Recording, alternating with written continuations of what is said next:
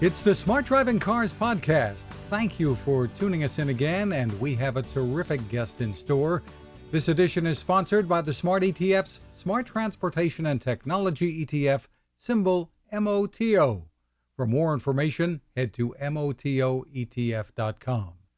I'm Fred Fishkin, along with the Faculty Chair of Autonomous Vehicle Engineering at Princeton University, Alain Kornhauser. Hey, Hi, good Alan. morning, everyone. Not only is this our 160th edition, Wow, but it's who would have thought? You got to be kidding, Fred. But it's a birthday edition. Happy birthday, Alan, and you're just under 160, right? Yeah, 38 actually. Thank you very much, Fred.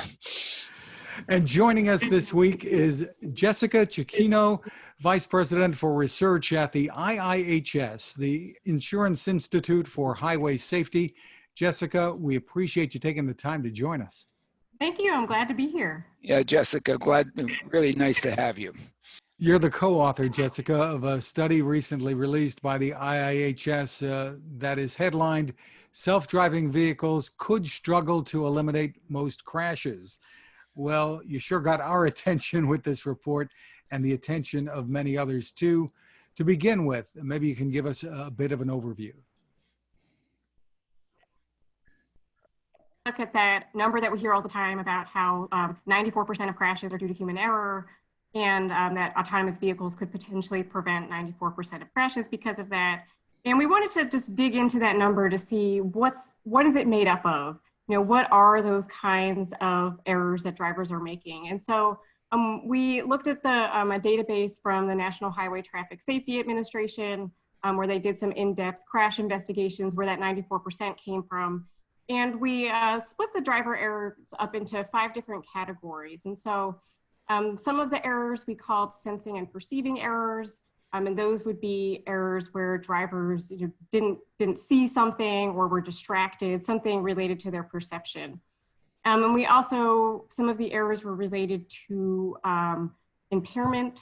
And so that would be if drivers were alcohol impaired, or if drivers were incapacitated in some way, so were passed out behind the wheel. And those were things that we thought that, there's no question that autonomous vehicles are going to do a better job at those kinds of issues than what we see from humans. It's no question that autonomous vehicles are going to have better ability to sense the world. They're not going to be passed out. They're going to not have issues with being incapacitated. And the other 3 categories of errors were things that are more related to human decision making. So things that it might not 100% be clear if an autonomous vehicle is really going to do these things unless they're explicitly programmed to do so. And so some of those would be planning and deciding errors. Those would be things related to, speeding, making the correct decisions behind the wheel in terms of traffic laws and obeying those kinds of things.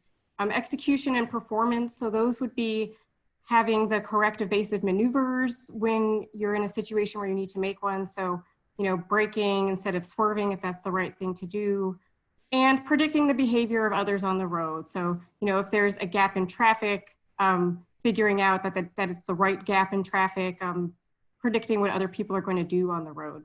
And so we saw that about 1/3 of the crashes had errors related to sensing and perceiving and to driver incapacitation.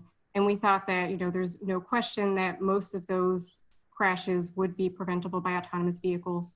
And for the other proportion, we're not saying that autonomous vehicles can't prevent those, just that we're going to have to take special care into making sure that they're not making the same kinds of mistakes that human drivers are as they're being programmed by humans, and because these kinds of vehicles will need to eventually be accepted by the public. Some of these kinds of more human mistakes are things that people might prefer that vehicles still drive the way that they do. I guess the sort of the way that I've been kind of looking at this issue. I agree with you. Those folks that say, hey, 94% involve human something in a crash, we're going to be able to eliminate all these things with automation. Of course not. but I think the way I've been sort of approaching this thing in recent times is I don't call these things human errors. I call these things misbehaviors. Okay, and I think that and I guess, you know, it's just a word, and of course I've gone out there smart driving. I don't like anybody's names for anything, so therefore I invent my own. So I throw them out there, but really it is misbehavior. You know, tailgating is misbehavior. Excessive speeding is misbehavior. You know, crossing a double line when there's oncoming traffic is misbehavior. You know, not respecting and giving enough room to a bicyclist out there is misbehavior. And in fact, I think that one of the things that automation should do is keep us from misbehaving. And of course, you know, that's not what anybody sells an automobile to an individual for, you know, because in fact, if you look at all the advertising that goes on, not all, some of the advertising that goes on by the OEMs, oh my goodness, they instill in you to misbehave. They show these vehicles driving in heavy snow and whatever. And of course, a Jeep can drive in heavy snow. I mean, misbehavior. Always there's a little closed course down there at the bottom saying, you know, don't try this yourself. But, you know, so they instill this stuff into us, and darn it, you know, I know you can't say this, but I love saying it. They've been totally irresponsible in doing this. Of course, it's made us want to buy their cars. What do you think about this? You know, not to put you in a corner or anything like that. Go ahead. No, I mean, I think that there are a lot of things that, you know, the OEMs could do right now for vehicles to make them safer and to keep drivers from misbehaving. And I think, you know, speed's a good example of that. You know, in the United States, we're not really doing that much to try to limit speeds. And there's things that we could do in the design of vehicles to limit speeds. You know, we could do intelligent speed adaptation like they're starting to do in Europe to try to keep speeds down. It was considered a big deal recently when Volvo limited. Yeah, I was going to say. 112. Oh yeah, great. Thank you, Volvo. I mean, you know, be out there. You know. Yeah, and so, you know, and we hear a lot about, you know, some of the feedback we've gotten on this piece, especially from designers, has been, well, of course we're going to design these things into vehicles, and why would you think we're not? And I think a lot of people are, you know, considering it and talking about it now, but it might be something different when they're actually trying to sell it to people. You know, people's preferences don't always agree with what's being sold and what's being marketed. And so we're just trying to make the point that when preferences and safety disagree, if we really want to prevent this 94% of crashes, we need to go on the side of safety. I think that's the really important message of your work. That is the fundamentally important message, to say, look, if you think that these things are really going to be get out of jail free cards when you misbehave, the only way in certain situations maybe, and I sort of disagree that the incapacitation one really does it, because my goodness, if you've had one too many things to drink, you know, what these things should do is stop. They can't get you home. Okay, there's just no way. And so maybe it doesn't even pick those guys up. Sure, if you have a seizure or if you know, whatever, pass out, yes, maybe in those situations.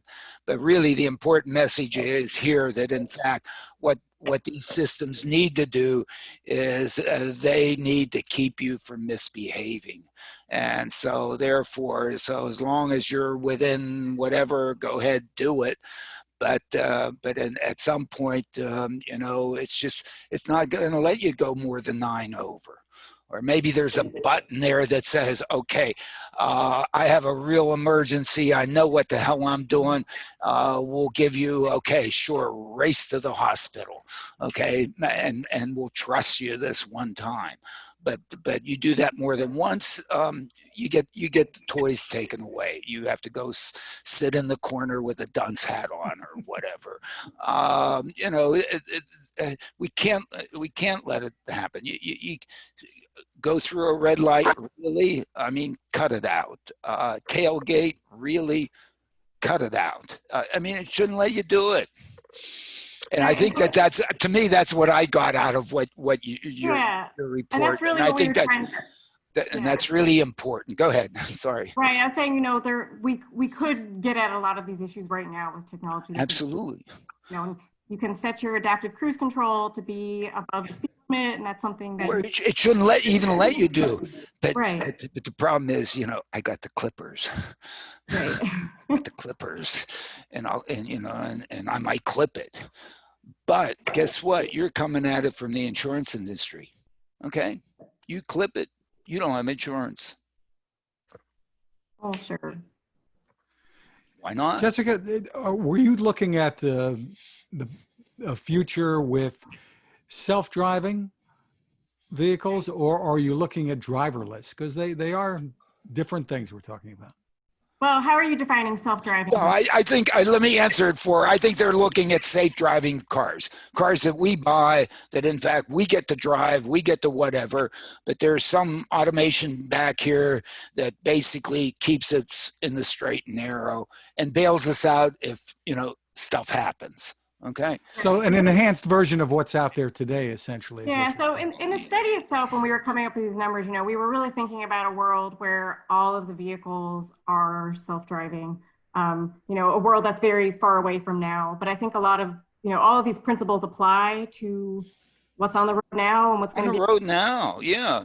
You don't have to get all the way out there. I mean, if you look at it from the individual's point of view, at fault. Okay. Nothing we're going to do is somebody else runs a red light and T-bones us. I mean, you know, to think that these things are going to be able to avoid those things, you know, no. Meteorite coming down, well, that's not part of the 94%. Okay, but really, from a at fault perspective, keeping me from being at fault, you know, and there's the 30% that you put out there that has to do with me still really misbehaving, but still keeping me from being at fault could keep me from misbehaving, and therefore from my perspective can eat much more into that 94% than just going in there 30. I think that's really what you're saying, right?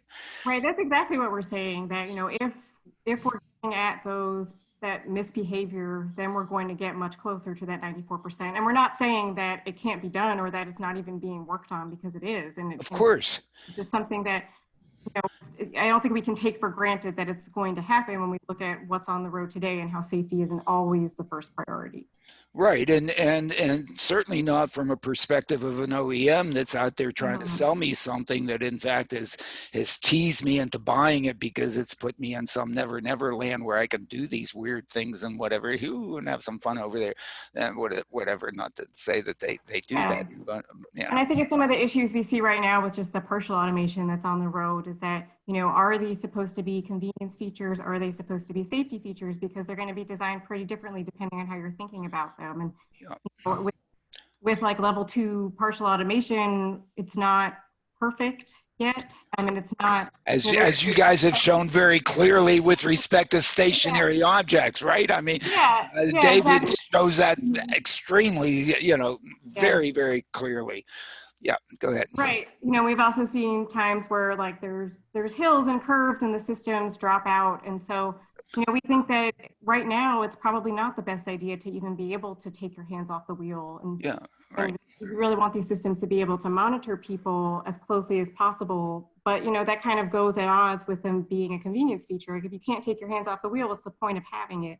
And I think, you know, right now we're seeing kind of some of these conflicts between, you know, for safety versus what's something that's giving people what they want. And I think this is something that's going to continue to be an issue in a different way as we introduce different vehicle features that are being automated. Yeah, well, that's why I sort of introduced this misbehavior terminology, because I guess none of us want to misbehave, right? I mean, when I was in grade school, I was always told to go sit in the corner because I was always misbehaving. I learned that that's not what you're supposed to do. Maybe, I don't know if I did learn that, but really, it is misbehavior.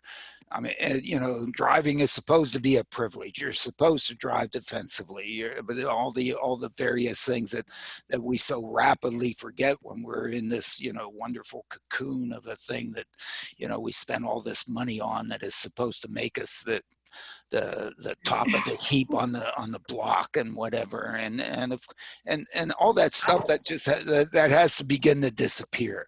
And I think and people will still want to buy them and drive them, but certainly if we get to the driverless vehicles, in which the human's out of the loop, it's a mobility system. I think everybody that's designing those things and dealing with them is dealing with them to be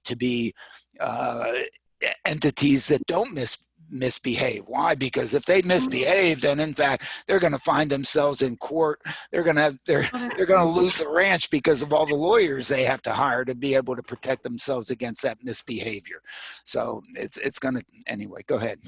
Yeah, I mean, that's what we've been hearing. That for the fully autonomous vehicles, they are being designed not to misbehave, but we don't know if it's really what's going to end up being the case when we really see them. There's no regulatory framework to make sure that that's what happens. Yeah, and we've seen some of these high profile, I mean, maybe just one real high profile mistake when we had that fatal Uber crash, where there were it was a situation where the vehicle didn't correctly predict what the woman crossing the street was going to be doing, didn't make the correct evasive maneuver when she was in front of the vehicle. And that's the only real evasive maneuver. Hit the brake. You saw her 6 seconds before you hit her. Yeah, okay, yeah, exactly. Don't put in the code disregard her.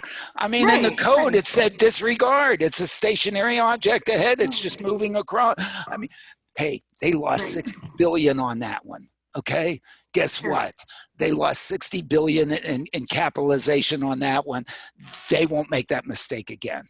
Right, okay. That's what we would hope. I think they got slapped on the wrist on that one, and may not even survive. A lot of other things too, but yeah, we have to be careful. If in fact these things go out and they do that kind of thing, even though there are no regulations now, they'll be shut down. People will be in the streets. Okay, they don't have a chance. So they can't misbehave. They have to go in there properly. We have to figure out how to properly meld them in there. Saying they have to adhere to the speed limit, if nobody else has to adhere to the speed limit, isn't going to do any good. If everybody else gets 9 miles, they're going to have to get 9 miles an hour. Okay? Otherwise, everybody else is going to have to, I guess, I don't know. That's sort of what I throw out there. Yeah, I mean, it's definitely going to be a trickier mix for, the very long period of time where we haven't. Yeah, absolutely. I mean, but even past that, when we do have a time when there's not a mixed fleet, things like speed, I think, aren't viewed as clearly as misbehavior as some other types of human, decision-making or misbehavior. And things about, well, I just want to get there a little bit faster. Isn't this vehicle so safe? What's the big deal? Why can't, if all of the vehicles were going so fast, hey, what's the problem here? And I think that's something where I don't know necessarily that developers are thinking about it that way, but consumers down the line might think about it that way. And we have to understand that vehicles are still not going to be able to detect things instantaneously, and of course not. The harder that is. I mean, before the pandemic, when I used to fly, every time I got an airplane, I used to go knock on the door of the air pilot, go faster. I want to get there faster. Guess what he did to me? He's not going to go over that. I mean, yeah, you might want to get there faster, but come on, okay? It's just not going to, if it's not safe, it isn't going to happen. Yeah, it's something that might just have to be kind of a culture shift from consumers and from what people expect from transportation and from vehicles. For these things that are the safest to be acceptable to everybody, to move us towards this future where we're not having these crashes and not having vehicles go more quickly than respond to what's out there. Yeah, and again, I think that to me that's the really important thing that I took from your report is that look, while there are some folks out there that sort of make you kind of feel like if just by having this, you now have this great safety shield out there and you're good to go. You're really not. And you better look at how you use it. And in fact, maybe have a little change in your mindset and cool it a little bit, because in fact, you're the problem. At least that's what I took out of it. Yeah, Okay. yeah. We're going to have some trade-offs down the line if we really want to prevent most of these crashes between, things that might get you places faster or get you places in a more convenient way versus the things that'll really still keep us safe, even if these vehicles are, really great at perceiving what's out there. Yeah. Alan, you've argued for a long time that personal vehicles, a vehicle that I could buy that would truly be self-driving or autonomous, that's not going to happen. Well, I've argued that there's not a market for that one. If I can't drive it, why would I own it? I mean, I might as well just, use the system that's out there, unless nobody really wants to provide that service. But there's such an opportunity for somebody to run a business and provide that, of course. But the liability involved on the part of the car maker. And the liability involved in the car maker and so on associated with that, and that's really the problem with the so-called level 3 out there. That sort of suggests that in fact, I can just let the sucker go and it's going to just work perfectly without me having any responsibility for it. Well, if I've had it in my driveway and I'm supposed to be the one that's maintaining it, there's nobody that's going to sell me that vehicle and assume that I'm going to maintain it properly, such that they maintain the responsibility for it. If they're going to have the responsibility for it, they're going to control it. Otherwise, you sucker, you take the responsibility. It's yours. You broke it. It's your fault, not mine. And so I don't think there's an OEM that would sell you that, even irrespective of what Elon says at times or whatever, Right, and those issues with maintenance and stuff are just going to become more important, and they're important now, and it's something where we don't know, the extent to which, like older, with the crash avoidance systems that are out there now, they're only kind of starting to age, and we're not sure yet how they're performing. We've seen plenty of issues with systems having issues with calibration and things like that over the years. So we don't know kind of how much people are paying attention to really getting things in spec and making sure that they're working the way they need to work to be able to. Sure. When I go get my oil change at Jiffy Lube, do they really check my automated emergency braking system? Right, they're not going to be doing that. Of course they're not. When I take my Mercedes into the Mercedes dealer, they don't even do that. Okay, now maybe Tesla does it over the air and checks everything out. I don't know, but the answer is yes. Very true, Jessica. Just like anecdotal experience with even like one of our employees had one of her family members had a crash, and they got the vehicle, like the system was supposed to have been recalibrated, but they noticed that it was just like, I think they were getting forward collision warnings for bridges, and it was like clear that the sensor wasn't pointing to the right place, and it eventually was one of our employees who out what was wrong, and after bringing it back to the dealership a few times. So, and these are isolated experiences, but things that we have to worry about even more, the more cameras and sensors that you have on a vehicle. Yeah, so you take a product, that you manufacture, that an OEM manufactures, and you bring it over to consumer land, and you say to the consumer, hey, you maintain this and make sure that it works. I mean, we're not all that good at doing that. I know you are, Jessica. I just, I'm not that good at that. Okay. And so, if in fact they're going to work, then the OEM's going to be in there. I'm going to manage it. I'm going to make sure that the maintenance is good. I'm going to put it out there. I'm going to control it. If I'm going to be responsible, I'm gonna have to control it. So they won't be able to sell it to us, I think. But anyway, that's a well, I think it's a related issue, and I think that to me that's what's so darn important about you know your study and what you put out there is to really deal with this issue. And I, you know, this part of this is misbehavior on the individual, and if you really want to deal with it, you're going to have to give up some things. And I'll let you underscore once again, Jessica. What are the key things that you want people to take away from this? Your message to the car makers and the people working on this technology. I think that if we really want to get to that 94% of crashes being reduced, that we need to address some of these issues of driver misbehavior that might not always be popular. And, you know, when we see that many of the developers right now are moving in that direction, which is great, but, you know, we would prefer for there to be a regulatory structure to make sure that that really happens, because, you know, it's one thing to design a vehicle, but it's another thing to sell it to people and to make sure it's acceptable. And that we know we might have to have a bit of a culture change to make sure that what's the safest is acceptable to people when we move towards this more autonomous future. So this needs to be legislated?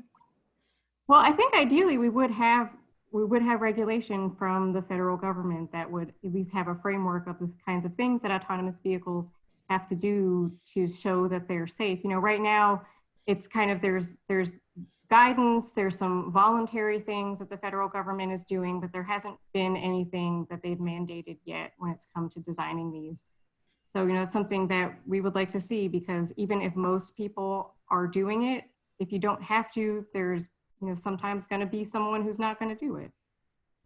Although, you know, just to take a little the opposite, it was sort of good a year or so, or 2 years ago, however long it's been, when the industry came out with respect to automated emergency braking. And in fact, they're going to do automated emergency braking as opposed to just warning. You know, hey, if you think the car should stop, stop the damn thing, okay? I mean, just don't tell me to stop. Do it. Why not? I mean, you know, you have the capability of doing it. I think one of the problems that, and I don't want you to put yourself out, but I'll say it, one of the fundamental problems with the automated emergency braking is what you touched on just a few minutes ago, is the false positives. Okay, the stationary object in the lane ahead, one encounters these things all the time. They happen to be overhead signs. They have to be traffic lights overhead. Trees, tree canopies, overhead abutments for overpasses. These things occur all the time when we're driving. They're stationary objects. It just happens that we can pass underneath it. And to determine whether or not you have room to pass underneath one of these things is a non-trivial process.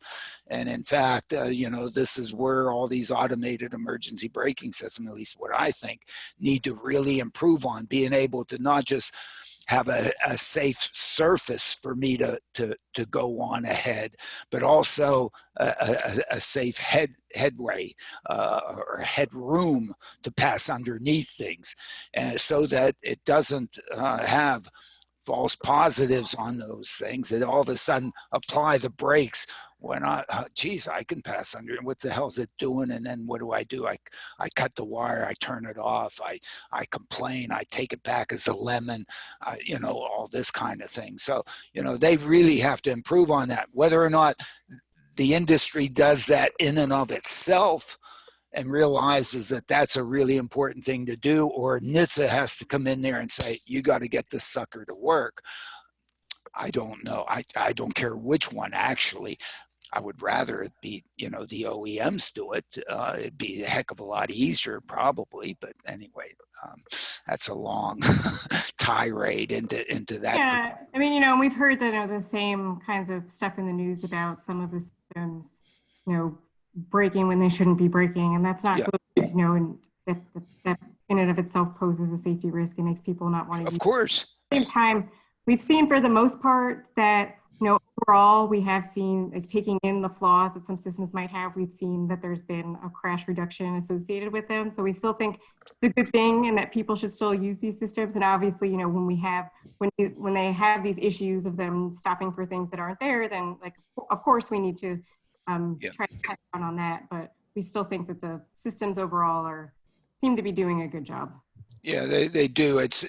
We've come a long way from the the Prius problem with the acceleration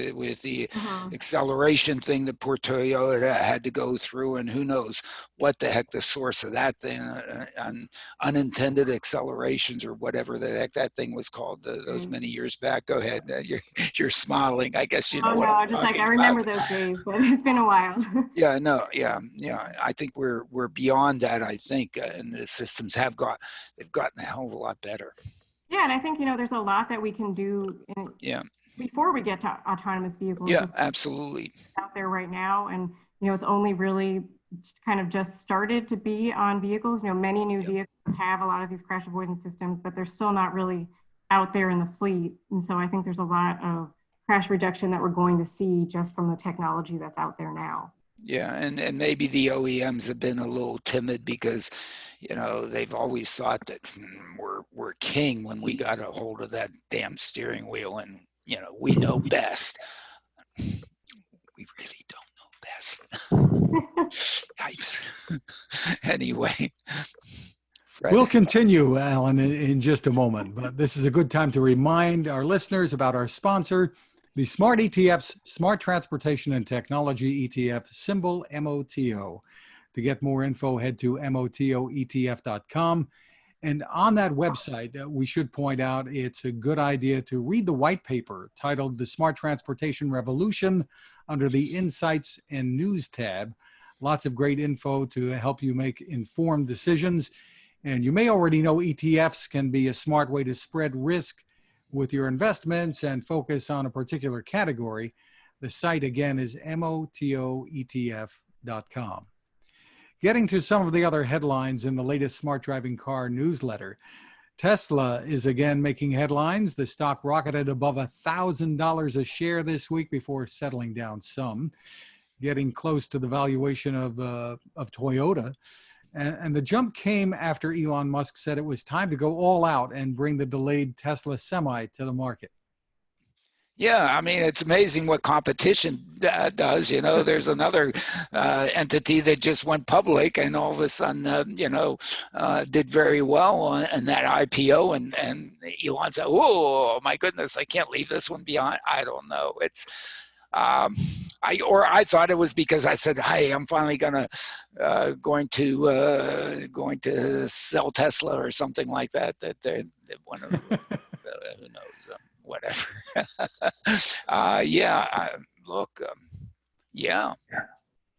Who would have thought? Who would have thought electric trucks? In some sense, but I think it's really interesting. It is really interesting.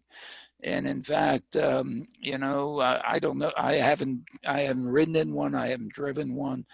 But of course, the whole part of the issue with respect to trucks is the number of gears you have to go through to be able to use the internal combustion engine to move it. But the torque characteristics of an electric motor, I mean, that's what railroads have done. All of a sudden, bring that on the highways. Whew.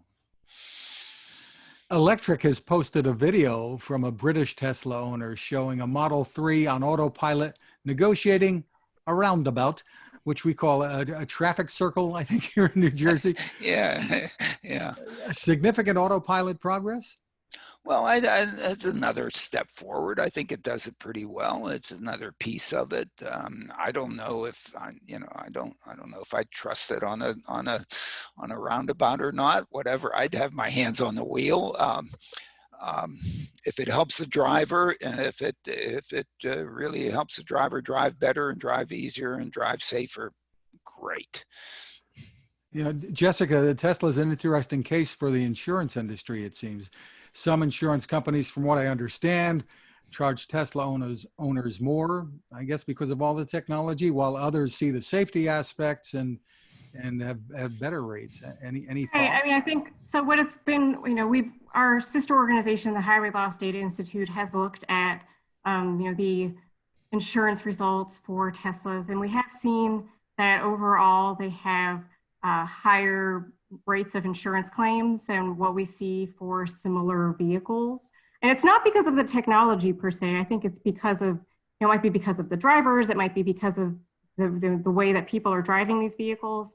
And when it comes to the technology, it's more complicated that we don't have a clear picture of what's going on. And we did do a study a few years ago where we tried to look at what was going on with insurance claims for vehicles that had autopilot versus a period of time before autopilot was available. And we saw kind of mixed results. We saw some kinds of insurance claims go down a little bit with autopilot.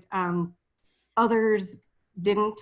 So it's kind of hard to say what was going on safety-wise with autopilot. But I think for the insurance, it's not so much the technology on the vehicles, but it's just what we've been seeing, that they seem to get into more crashes. And not necessarily because of autopilot, but just for the whole group of them, even those without autopilot. Are you saying there's more misbehavior, as Alan would put it? No. Yeah. I mean, probably it is.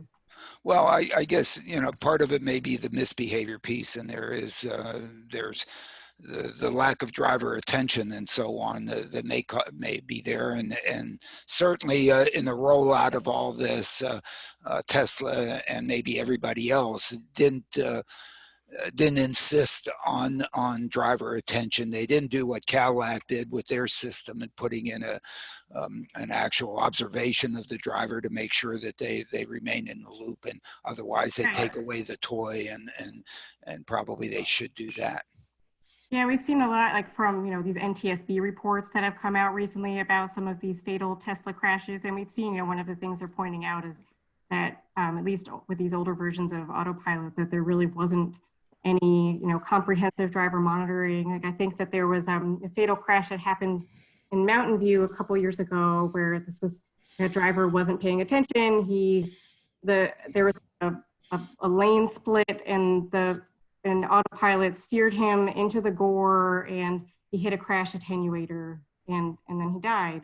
And they noticed that his hands weren't on the wheel for a lot of the time beforehand. He was probably playing a game on his phone, but autopilot at the time and at the speed that he was traveling would have let him keep his hands off the wheel, I think, for 3 minutes before trying to give some kind of notification. And so if you're not trying to monitor if drivers are paying attention, these are some of the things that you risk having happen. I mean, we think that these systems really need to have this comprehensive driver monitoring with the state that they're in right now. Yeah, well, that one was pretty weird because, in fact, the pain on the road probably would have a human driver drive right into the butt end of that Jersey barrier, that crash thing was, it was damage. He was not the first person to drive into it. Yeah, right. It was, yeah. So that's kind of a weird one. It's also like a good example of why you need driver monitoring, because the roads aren't perfect either. That's right.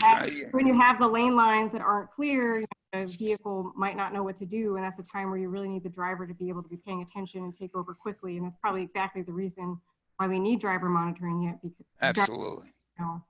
Yeah, I mean, drivers need to pay attention. Look, these things are killing machines if they're just let go and not properly used. And so therefore you have to have the monitoring. The other of course problem with the automated emergency braking, again, in the lane ahead is stationary object. I think all the code that was written until recently said the false alarm rate is just too high. The inadvertent braking is just, people are just going to turn it off, therefore forget about it. And that's terrible design. But I think that was an intentional design in the systems, but that's just what I claim. And what the hell do I know? I'm sitting here in the bubble of Princeton. Never get out. Lately, anyway. Lately, anyway, whatever. But none of us get out lately. Yeah. Back to the newsletter, Alan. From the Work Research Group at Vanderbilt University, there's an article looking at post-COVID-19 transportation, posing the question, what will traffic look like if transit riders become car drivers? And the prediction, predictably, I suppose, is for extreme traffic in some cities.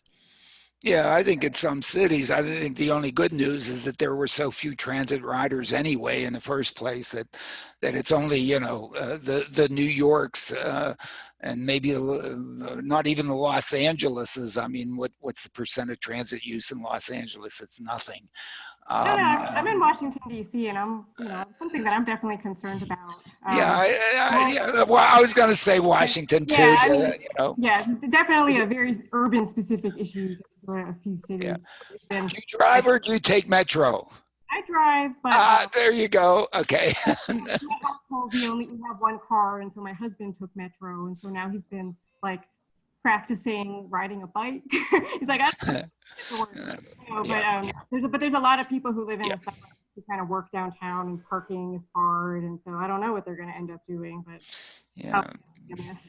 although I guess maybe one of the things that we're finding out about this is that why are we sending anybody downtown? I mean, really, we may have the ugly finding of all this is that we may have ended up being more efficient and more productive sitting at home. Oh my goodness, if they find that out. Yipes, I don't know what happens then. Anyway, who knows? It'll be interesting. It'll be interesting that as having an unknown future makes life interesting. Well, it always is that way in reality. But anyway. Otherwise, what would we have to talk about? You know, if we knew what was coming, I mean.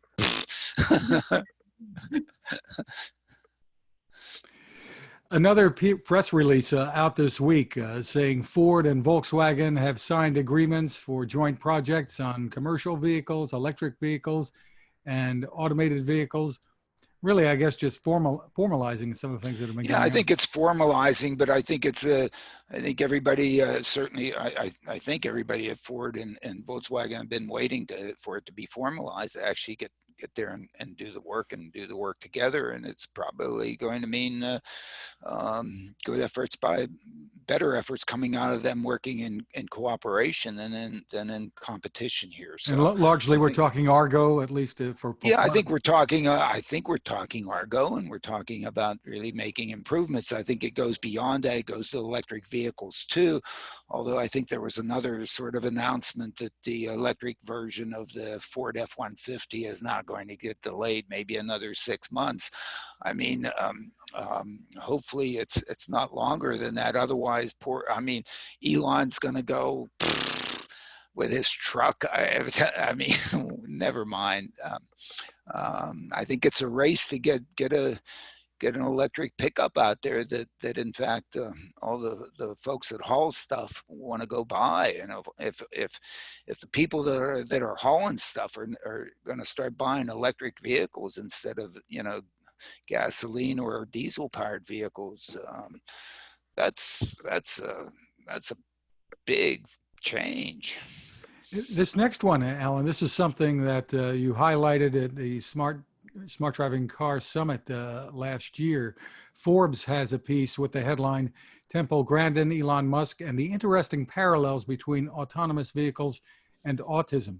Yeah, I know. And we focused on autism and really people with autism, requiring mobility and so on and abilities to drive. But I just thought it was an interesting article, and Cecilia was quoted in there and so on and so forth. So, again, it's an interesting sector to be focusing on. And I just thought I pointed out to our readers to take a look at that. It's an interesting article. And we talk about having a traffic solution from CNBC. Top Tesla investor Bailey Gifford has put $35 million into German flying taxi startup Lilium. I think that's how it's pronounced. Yeah. They've showed a 5-seater vertical takeoff electric air taxi. I don't know. I mean, I'm still not a fan, as I like to say, even though maybe I should be a fan. Again, it's for the one percenters. And if you sort of think about a post-pandemic, in which maybe now certainly the office working force is now distributed rather than centralized in a tower. And you now have executives, one percenters, needing to go to many different places.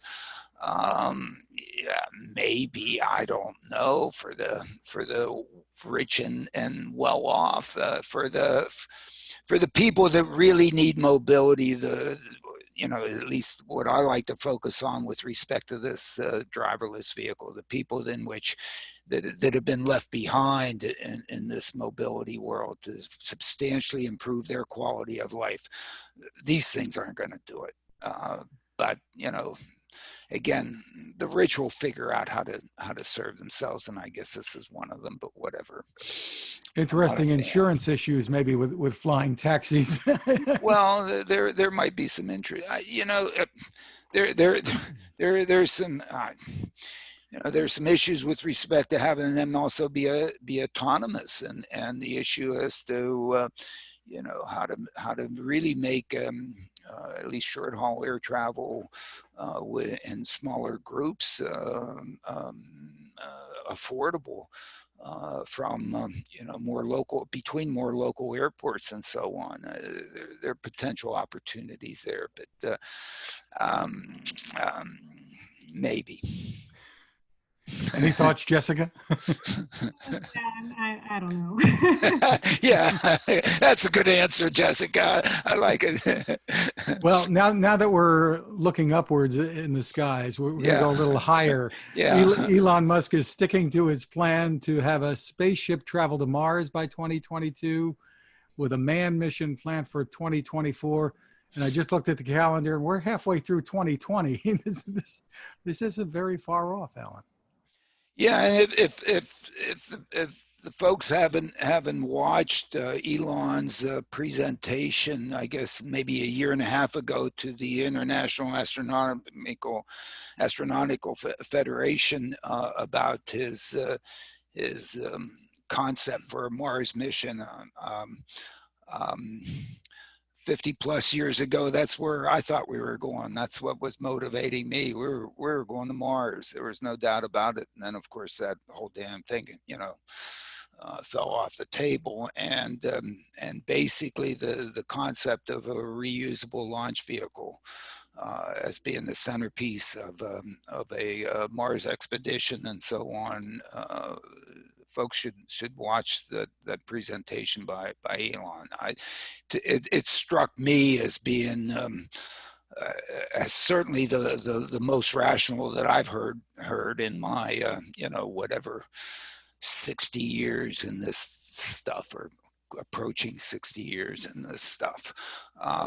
And of course, what they accomplished, what was it, basically a week ago with the launch and the demonstration, and nailed the landing. I mean,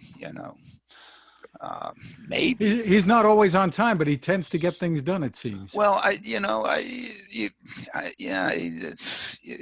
got to give him credit. I mean, you just have to. I mean, it's pretty damn good performance.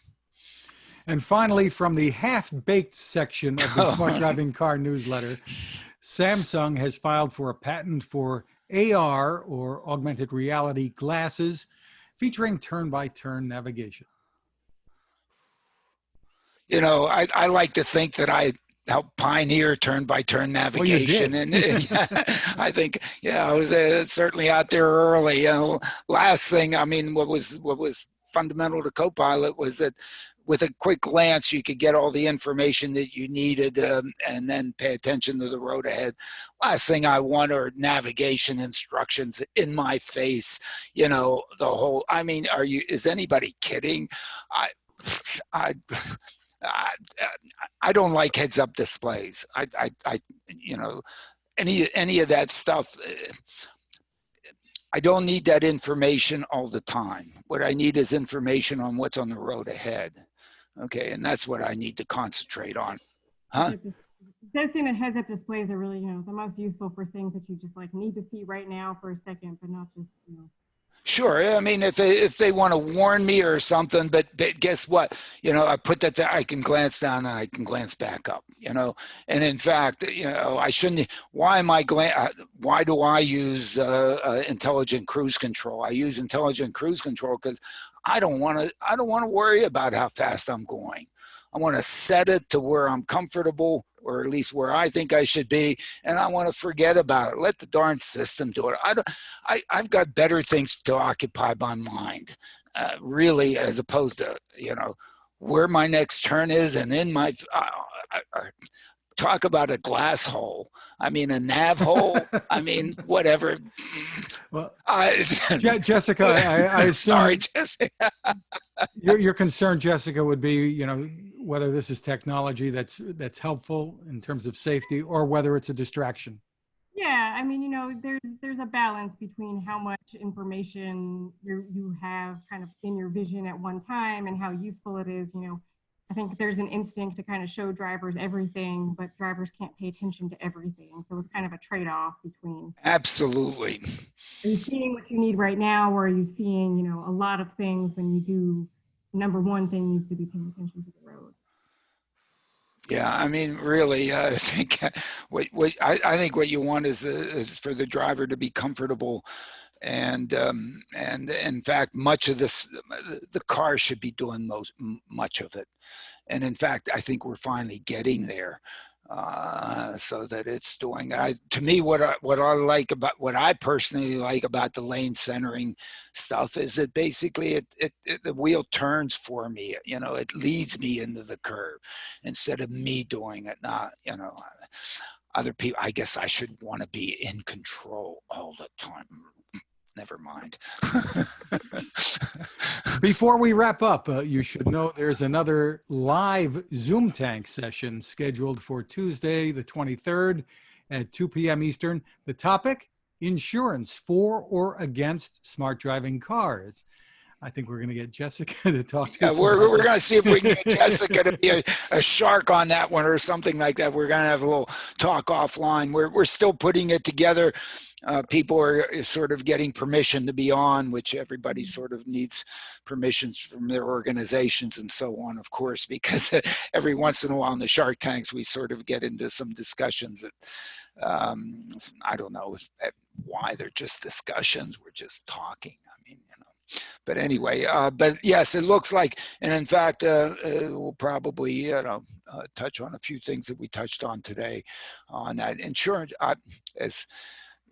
How long's it been? 8 years more that basically I've continued to say that insurance has the opportunity to lead here, has the opportunity to make it happen and make it happen to not only do the safety, but the other piece is make a hell of a lot more money. Okay. And in fact, how do you make more money is loss goes down. I mean, so if you want to take part in this as a participant, you have to register, and that's at zoom-tank.com. Yeah. It'll be broadcast on YouTube as well. But if you want to participate in the conversation, you do need to register. Again, that's the 23rd at 2 p.m. If you go to zoom-tank.com, you can also check out the videos of our previous sessions and debates. That is it for this edition. Thanks to our sponsor, the Smart ETFs, Smart Transportation and Technology ETF. The ticker symbol for the ETF is MOTO, and more information is available at motoetf.com. We want to thank Jessica Cicchino, Research VP at IIHS, for joining us again today. Really appreciate it, Jessica. Great input and a very thoughtful study. Yeah, thank you. Great conversation. Yeah, Jessica, wonderful having you. Thank you. Thank you. The website is iihs.org. You can find us at smartdrivingcar.com, also on Anchor FM, Spotify, TuneIn, Apple, Google, Spreaker, SoundCloud, and more, wherever you get your podcasts.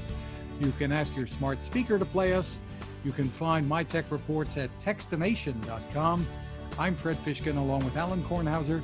Thank you for listening or watching, and stay safe.